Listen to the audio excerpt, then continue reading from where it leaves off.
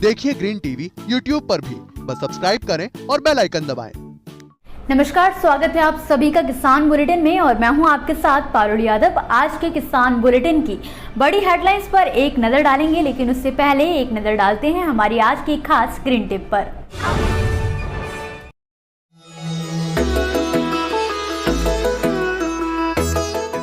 गोंद कतीरा एक प्रकार का गोंद है जो कि कतीरा नामक कंटीले पेड़ से प्राप्त होता है।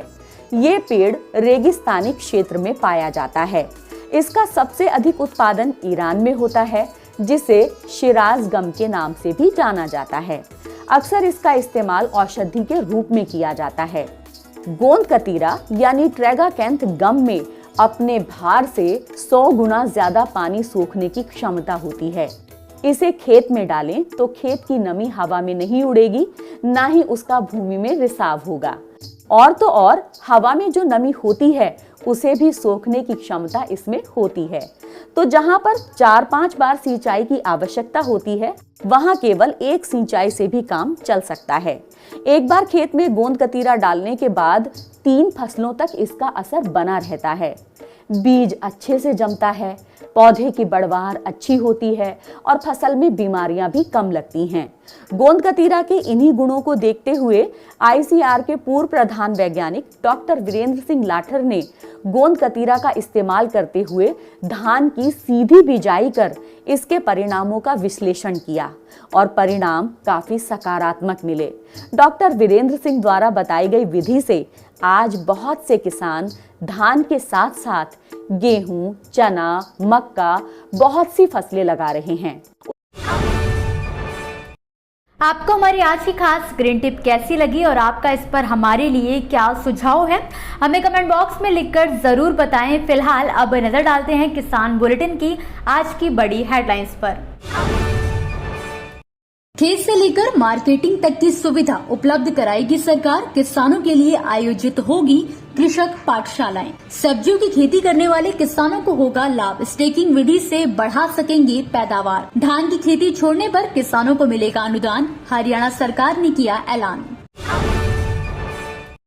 किसानों की आय में बढ़ोतरी करने के लिए प्रतिबद्ध केंद्र से लेकर राज्य सरकारी तक हर दिन नई नई कोशिशें करने में लगी रहती हैं। इसी कड़ी में झारखंड सरकार द्वारा अब एक और नई पहल की गई है, जिसके तहत प्रदेश सरकार ने कृषि पाठशाला का आयोजन करने का फैसला किया है। साथ ही बिरसा ग्राम विकसित करने का भी ऐलान किया गया है। आपको बता दें कि झारखंड सरकार द्वारा अब इन दोनों ही योजनाओं पर काम शुरू कर दिया गया है। जहां पहली योजना के तहत प्रदेश में कुल 100 कृषक पाठशालाओं का आयोजन किया जाएगा, जिनके अंतर्गत एक पाठशाला में 3 से 5 बिरसा गांव के किसानों को फायदा मिलेगा। माना जा रहा है कि राज्य सरकार द्वारा संचालित की जा रही इस योजना के जरिए न सिर्फ किसानों की आय और फसलों का उत्पादन बढ़ेगा, बल्कि उन्हें उन्नत कृषि तकनीकों की भी जानकारी हासिल हो सकेगी। खबर की माने तो योजना के तहत हर एक बिरसा गांव से करीब 50 से 100 किसानों का चयन किया जाएगा और उनकी क्षमता का विकास किया जाएगा। उन्हें टिकाऊ खेती के बारे में जानकारी दी जाएगी। इस पाठशाला की खास बात यह है कि इसके जरिए किसानों को सप्लाई चेन से लेकर हायरिंग सिस्टम और मार्केट लिंकेज की सुविधा मिलेगी। और इतना ही नहीं, उन्हें सरकारी योजनाओं का लाभ भी मिलेगा। जानकारी के लिए आपको बता दें कि इस कृषक पाठशाला की स्थापना और इसके संचालन की जिम्मेदारी चयनित की गई कृषि उद्यान, पशुपालन एवं मत्स्य संबंधित विशेषज्ञ एजेंसियों को सौंपी जाएगी। सब्जियों की खेती करने वाले किसानों के लिए ये खबर बहुत खास है। दरअसल सब्जियों की खेती करने वाले किसानों के सामने एक बड़ी समस्या खड़ी होती है उनके स्टोरेज की और उनकी पैदावार की। ऐसे में सब्जियों को सड़ने से बचाने और उसके उत्पादन में बढ़ोतरी करने के लिए स्टेकिंग विधि सबसे लाभकारी है। और खास बात तो ये है कि इसके लिए सरकार किसानों को 1.25 लाख रुपए तक की आर्थिक मदद भी देगी। यानी स्टेकिंग स्कीम किसानों के लिए मुनाफे का सौदा है। आपको बता दें कि हरियाणा सरकार सब्जियों में बांस व लोहे की स्टेकिंग का प्रयोग करने के लिए 50 से 90% तक की सब्सिडी दे रही है। इसके लिए आप ऑनलाइन अप्लाई कर सकते हैं। योजना का लाभ लेने के लिए किसानों को बागवानी पोर्टल पर अपना आवेदन करना होगा। अब बात करते हैं स्टेकिंग तकनीक की। तो इस विधि के तहत खेती करने वाले किसान बांस के सहारे तार और रस्सी का जाल बनाते हैं। इस पर पौधों की लताएं फैल जाती हैं, जिससे करेला, लौकी, मिर्च, बैंगन और टमाटर समेत कई सब्जियों की अच्छी खेती हो सकती है। इसमें पैदावार ज्यादा होती है। समय के साथ साथ अब देश के किसान भी बदलाव की ओर बढ़ते नजर आने लगे हैं। ऐसे में नई नई तकनीकों से खेती करने से न केवल किसानों को मुनाफा होता है, बल्कि उन्हें खेती के नए नए तौर तरीकों का भी अभ्यास होता है। इसीलिए सरकार बांस स्टेकिंग व लौह स्टेकिंग पर अलग अलग अनुदान दे रही है। इस बारे में अधिक जानकारी देते हुए अधिकारियों ने बताया कि बांस स्टेकिंग की लागत अगर 62,500 रूपये है तो प्रति एकड़ पर 31,250 से लेकर 56,250 रूपये की धनराशि दी जा रही। तो वहीं लौह स्टेकिंग पर लागत 1.41 लाख रूपये प्रति एकड़ है, तो इस पर 70,500 से लेकर 1.26 लाख रूपये तक की सब्सिडी सरकार की तरफ से मिल रही है। जरूरी बात यह है कि किसान केवल 1 से 2.5 एकड़ तक के क्षेत्र के लिए ही सब्सिडी ले सकते हैं। देश के कई राज्यों में इस समय भू जल स्तर नीचे गिरता जा रहा है, जिसको वापस से ऊपर लाने की कोशिश में जुटी राज्य सरकारें नई नई योजनाएं लेकर आ रही हैं। साथ ही किसानों और आमजन के लिए नए नए नियम लागू कर रही है। इसी कड़ी में हरियाणा, पंजाब और छत्तीसगढ़ जैसे राज्यों में खरीफ सीजन आते ही किसानों को धान की जगह वैकल्पिक फसलों की खेती करने की सलाह दी जा रही है, क्योंकि गिरते भूजल स्तर का असर सिंचाई पर देखने को मिल रहा है। फिलहाल इस स्थिति से निपटने के लिए हरियाणा सरकार किसानों के लिए मेरा पानी मेरी विरासत योजना चला रही है। इस योजना के तहत धान की खेती छोड़ दूसरी फसलों की खेती करने वाले किसानों को सब्सिडी दी जाती है, मगर इस योजना का लाभ केवल वही किसान उठा सकते हैं जो हरियाणा के मूल निवासी हों और धान और बाजरा की जगह अन्य फसलों की खेती करने जा रहे हों। इसके लिए किसान मेरी फसल मेरा ब्यौरा पोर्टल पर जाकर किसान अनुभाग पर क्लिक कर अनुदान के लिए आवेदन कर सकते हैं।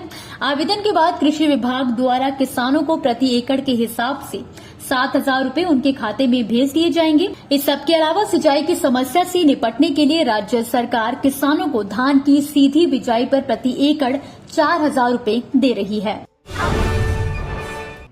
दोस्तों, ये थी वो खबरें जिन्हें हमने आप तक विस्तार से पहुंचाया, लेकिन अब हम बात करेंगे कुछ ऐसी खबरों की जिनके बारे में भी आपके पास जानकारी होना जरूरी है। तो चलिए फटाफट से एक नजर डालते हैं खेती किसानी और कृषि क्षेत्र से जुड़ी आज की छोटी बड़ी अपडेट्स पर। धान की खेती की तैयारियों के बीच बिहार का कृषि विभाग किसानों की मदद के लिए कुल 63,000 कुंटल से अधिक बीज सब्सिडी पर उपलब्ध करा रहा है। इस बीच बिहार के कृषि मंत्री अमरिंदर प्रताप सिंह ने खरीफ मौसम में बीज वितरण की समीक्षा की है। इस दौरान उन्होंने कहा है कि कृषि विभाग ने अधिकारियों को इस काम को पूरा करने के निर्देश जारी कर दिए हैं। जिन जिलों में किसानों को बीज आपूर्ति में देरी की जाएगी, वहां के अधिकारियों के खिलाफ कार्यवाही की जाएगी। पूरी दुनिया में चल रहे गेहूं संकट के बीच यूएई ने एक जरूरी फैसला लिया है। दरअसल वहां के अर्थव्यवस्था मंत्रालय द्वारा अपने देश से भारतीय गेहूं और गेहूं के आटे के निर्यात और पुनः निर्यात पर रोक लगा दी गई है। यह आदेश 13 मई 2022 से 4 महीने की अवधि के लिए प्रभावी रहेगा। संयुक्त किसान मोर्चा की तरफ से 16 जून को तहसील स्तर पर पंजाब के महल कलां में प्रदेश सरकार के खिलाफ रोष प्रदर्शन कर मांग पत्र दिए जाने का फैसला लिया गया है। खबर की माने तो मूंग और मक्का की फसल की बेकदरी के खिलाफ किसानों द्वारा ये प्रदर्शन किया जा रहा है। आपको बता दें कि 16 जून को बड़ी संख्या में किसान महल कलां में इकट्ठे होंगे।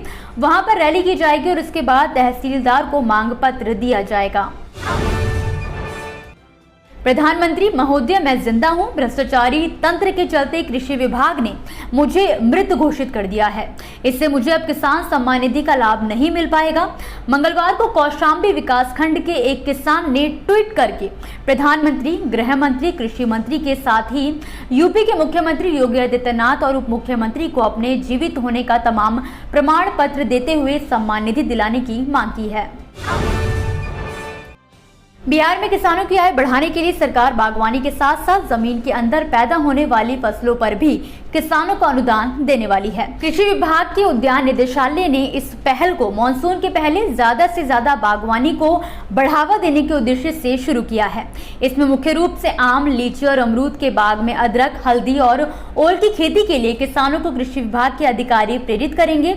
इससे किसानों को खेती पर लगने वाली लागत को कम करने के लिए अनुदान का प्रावधान किया गया है।